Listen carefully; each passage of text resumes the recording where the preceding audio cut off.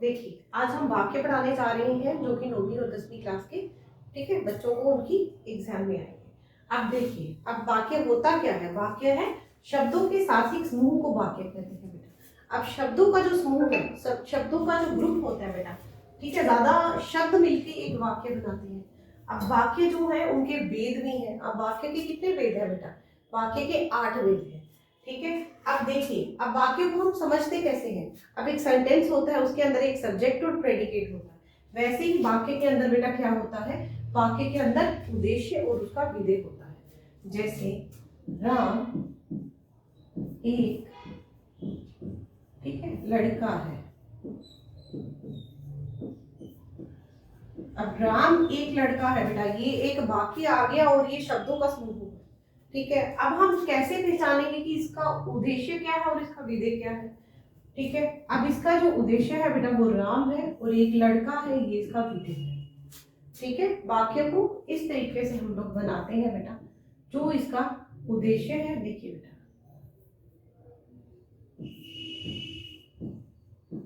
ठीक है, उद्देश्य जो इसका राम आ गया बेटा, और जो इसका विधेय है, ठीक है, विधेय को हम लोग प्रेडिकेट और उद्देश्य को हम लोग सब्जेक्ट बोलते हैं, एक सेंटेंस के अंदर जो आते हैं बेटा, ठीक है। अब देखिए, सबसे पहले हम लोग इसके वेद करेंगे। इसके जो वेद आते हैं रचना के आधार पर अलग से आएंगे, और ये इसके वाक्य के 8 वेद हैं। पहले 8 वेद हम लोग पढ़ लेंगे, फिर उसके बाद रचना के आधार पर जो 3 वेद हैं वो भी, ठीक है। पहले आएगा बेटा इसका, पहले आएगा विधानवाचक। अब इसको मिटा लेते हैं, पहले विधानवाचक को देख लेते हैं, ठीक है। अब देखिए बच्चे, पहला इसका जो वेद आएगा वो आएगा विधानवाचक। अब जो विधान वाक्य जो है, विधान वाक्य क्या है बेटा? विधान वाक्य में क्या होता है? देखिए,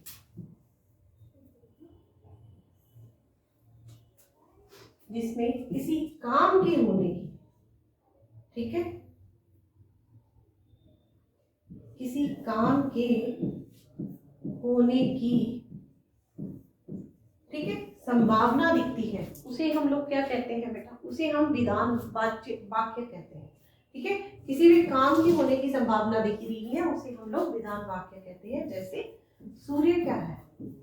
सूर्य प्रकाश देता है, ठीक है बेटा।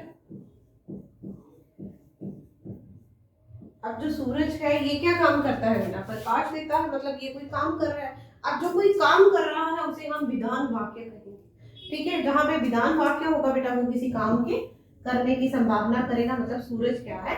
अपना प्रकाश सबको दे रहा है, ठीक है, वो कोई काम कर रहा है, इसलिए तो वो विधान वाक्य है, ठीक है। अब निषेध वाक्य क्या है बेटा? अब निषेध उसका अपोजिट है बेटा। देखिए, अब विधान क्या है? किसी काम के होने की संभावना है, और निषेध में क्या है? किसी काम के ना होने की संभावना है, काम के ना होने की संभावना है, ठीक है। जैसे क्या है? राम काम नहीं कर रहा, ठीक है। अब वो भाई काम नहीं कर रहा है, तो इसलिए वो निषेध वाक्य में आएगा, ठीक है। जो भी काम नहीं हो रही है वो क्या है बेटा? निषेध वाक्य, ठीक है। अब देखिए, प्रश्न वाक्य में क्या है? जो आपसे पूछा जाएगा बेटा, ठीक है, जो प्रश्न पूछा जाएगा वो आपका प्रश्न वाक्य में आएगा। देखिए, अब प्रश्न क्या है? क्या आपने, ठीक है, पढ़ाई की, ठीक है, वो आपसे पूछ रहा है भाई कि आपने पढ़ाई की, तो ये प्रश्न वाक्य है, ठीक है। जो भी किसी पूछने का काम करेगा वो आपके प्रश्न वाक्य में आएगा, ठीक है। अब संकेत वाक्य क्या है बेटा? अब इसमें क्या है? संकेत वाक्य में एक क्रिया जो है, एक क्रिया, ठीक है, अब क्या है? दूसरी क्रिया के ऊपर, दूसरी क्रिया पर निर्भर है, ठीक है। अब इसका जब तक हम लोग वाक्य लिखेंगे फिर वाक्य से समझाएंगे। देखिए बेटा, एक क्रिया दूसरी क्रिया पे कैसे निर्भर है, ठीक है।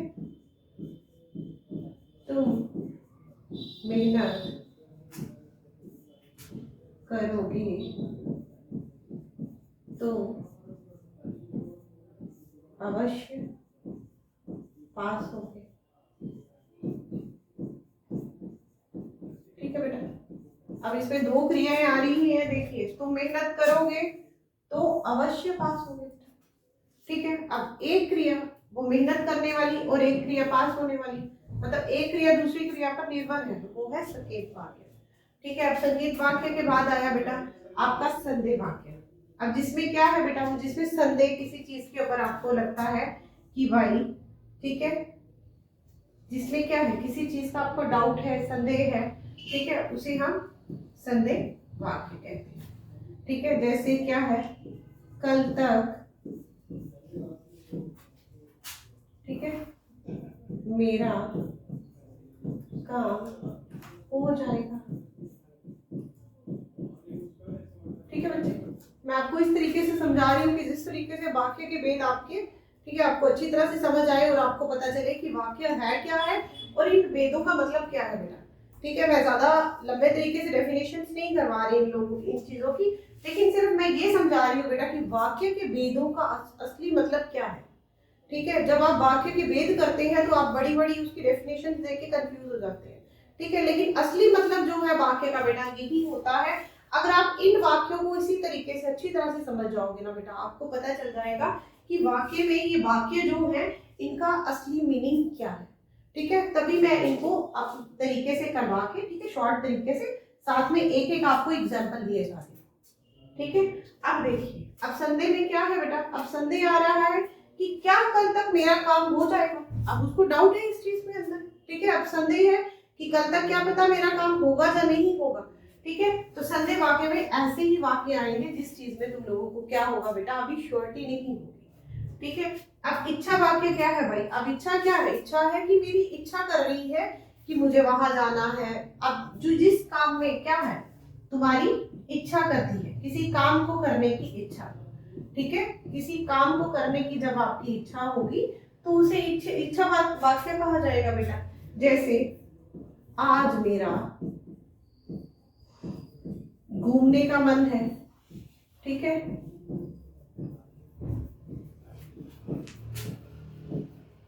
ठीक है, आज मेरा कुछ खाने का मन है, मीठा खाने का मन है, ये बेटा इच्छा वाक्य है। ठीक है, ये वाक्य जो है ये इच्छा से आएंगे। और क्या है, आज मेरा घूमने का मन है, आज मेरा मिठाई खाने का मन है, ये आपकी इच्छा है। ठीक है, ये आपकी मन से ये इच्छा प्रकट हो रही है। ठीक है, और उसके बाद बेटा आपका है आज्ञा वाक्य।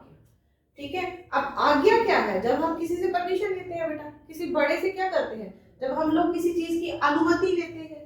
ठीक है, अब जब अनुमति लेते हैं, किसी चीज की आज्ञा लेते हैं बेटा, तो उसे हम लोग क्या कहेंगे, ठीक है, आज्ञा वाक्य। ठीक है, क्या हम, ठीक है,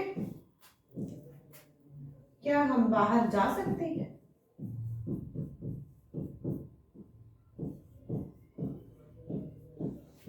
ठीक है बच्चे, ये आपके आगे, ठीक है, कि आगे अनुमति ले रहा है कि भाई हम बाहर जा सकते हैं। ये आपके आगे बेटा 7 जो है ये वाक्य के 8 है। ठीक है, एक और जो वाक्य का भेद है वो है विस्मयादि। ठीक है, अब इसमें से मुझे ये रब करके तो आपको आगे करवाना पड़ेगा। ठीक है, एक आगे देखो, अब मैं यहां से ये रब करके आपको एक बेटा इसका वेद जो लास्ट वेद है 8वां वो करवा देती हूँ। ठीक है, एक मिनट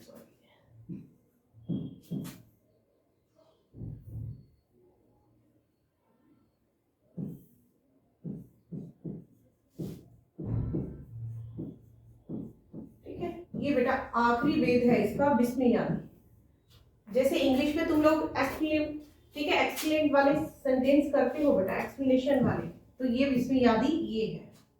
ठीक है, एक्सप्लेनेशन वाले जो सेंटेंस है वो विस्मयादि है। ठीक है, जैसे क्या है, अरे, ठीक है, अरे तुम कहाँ गए थे। ठीक है, अब ये वाला जो साइन है बेटा ये विस्मयादि का साइन है, एक्सप्लेनेशन का साइन है। इंग्लिश में तुम लोग करते हो इसी को। ठीक है, एक्सप्लेनेशन को हम लोग विस्मयादि कहते हैं। ठीक है, और ये वाक्य में आता है बेटा, ये विस्मयादि वाक्य है, ये तुम्हारे वाक्य का 8वां वेद है। ठीक है, और इसमें ये वाला साइन बेटा ये देख के, ठीक है, अरे, ठीक है, वाह वाह ये नजारा कितना सुंदर है, ये क्या है बेटा विस्मयादि। ठीक है, ये भी तुम्हारे वाक्य में, और ये तुम्हारे बेटा पहला, दूसरा, तीसरा, चौथा, पांचवा, छठा और सातवां, आठवां। ठीक है, ये तुम्हारे वाक्य हैं। अब मैं दोबारा एक बार तुम लोगों को रिपीट कर देती हूँ। विधान वाक्य में बेटा काम के होने की संभावना है। ठीक है, जो काम हो रहा है उसे विधान वाक्य कहेंगे।